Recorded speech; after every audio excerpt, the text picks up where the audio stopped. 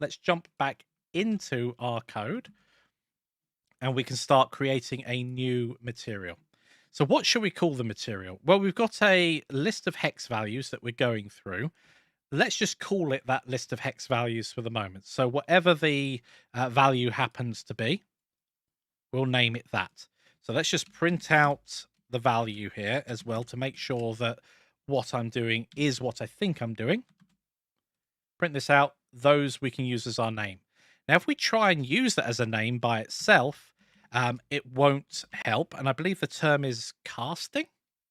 So if I go ahead and go, what should we call this? Color name, I think would be the best thing to call it. And Jan, are you still there? I am. I just mute myself when I'm not saying That's anything, so you don't hear me coughing. Yeah, you've been absolutely deadly silent. I was like, oh no, there might be hundreds of questions. So the color name there aren't. Is so we pass that in like that. Then we can actually print out the color name, making sure everything is working.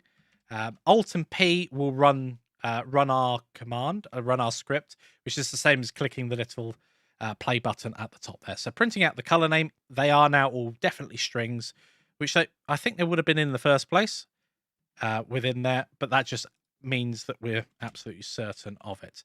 So now we're doing that, we can create a new material. So we can go bpy dot data dot materials dot new, and then we open this and we go name equals, I'm not sure of this on the PEP8 guide for that, actually, whether or not you should have a space there or not. It varies depending on where it is, and I can't remember. So I'm going to go name equals, and I'm going to call it the color name. Now, when we go ahead and press run. We have a question from Jenny. Yep. If you had more than one cube, would all of them be colored yellow? Only if they had that material assigned to them. Right. So we're creating a new material, and it's going to have the name equal to the color name. So we can see here that we now have all of them in here. How many did we have to begin with? I think we had 18. So if I just highlight these by shift clicking to highlight the first, last, and everything in between, and delete. So I've removed those bits of data from our file. We should find we've got 18 materials. Now, one of the problems is here, I can keep pressing play and it will keep generating the same material with, well, with 001, etc. appended to the name. I don't want to have to deal with that. So I'm actually going to say if the name is already in this list, then don't do it. So if let's say if color is already in, so in that typing, if the color is in bpy.data.materials, then we're going to do the following. If it's already in there, we're going to continue, which will just continue round and go on to the next one. Otherwise, else, we're going to create the new material. Now, at the moment,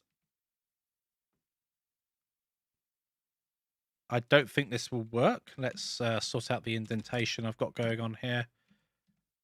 There we go. Else, apply that to the new name. What have I missed here? If the color is going to complain that if the color name, I think I need there. So they didn't throw up an error. That's always a good thing. It's added these materials. It's added 18 of them. If I press play again, it's not going up. But if I go up to one of these here and change it, it should add another material. Perfect. Let's do it again. Another material. Excellent. That was 0 before, I think. And I'm going to delete all of these and just run it once more. Yeah, excellent. So now it's not going to add an additional material each time. We will have to purge these though manually as we go. If we don't purge them, we're going to end up in a position where it doesn't. They don't get updated. They don't get updated. Yes. So we will have to bear that in mind if we're looking for an actual change. then we're going to have to make sure Now, that that's there. would it be possible instead of if the color name is there, then replace it? If the color name is there, don't add it, and instead change the color values. Could do. I mean, in this particular case, it doesn't make sense because the name is the color value. But if that wasn't the case, Yes, so if you wanted to update specific colors to a new palette, you could do so, yes. And then, yeah, there's no reason why you wouldn't need to, wouldn't want to do that in that particular case. Now, whether or not it's useful in this case, I think you're right there. I don't think it adds or takes anything away in this particular case from having that.